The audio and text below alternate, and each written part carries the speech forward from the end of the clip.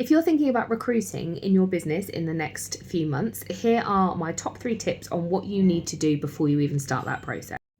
So before you even put your job ad out into the world, you need to work out what it is you're actually recruiting for. So I recommend writing down all of the tasks that this person will be required to do, and think about it. Even if your business is really small, think about it in terms of pillars in a business. So in a big business, you would have accounts, you'll have marketing, you'll have sales, you'll have HR, you'll have IT. Think about the tasks that this job is required to do and make sure there's not too much overlap. We appreciate that in small businesses sometimes there is a need for overlap, and actually people need to muck in and help. But what we don't want to do is be hiring somebody to be an accountant, but also expecting them to be able to do our social media, because the two things are very, very different. So make sure you're really clear on what it is you're hiring for. The next thing you need to do is your market research. This is really important in terms of positioning your company in the right place in the job market.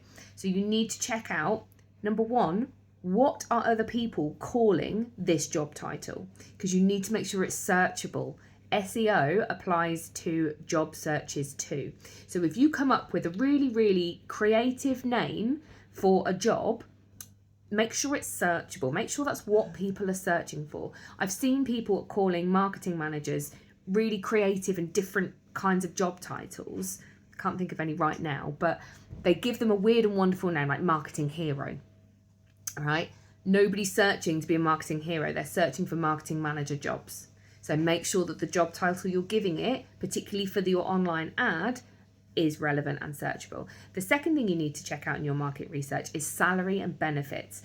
What sorts of salaries and benefits are on offer for the same sorts of types of jobs that you're looking to recruit for in the same sort of size business in the same area?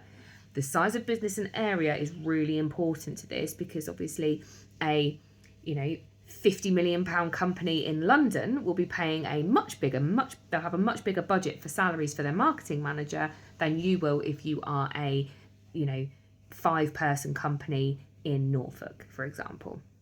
So make sure you check that out. And the third and final tip is to make sure that you block the time out in your diary to review CVs and do your interviews. Block that time out now. Seems presumptuous, but you need to allow yourself a good week to do maybe 5 or 6 interviews.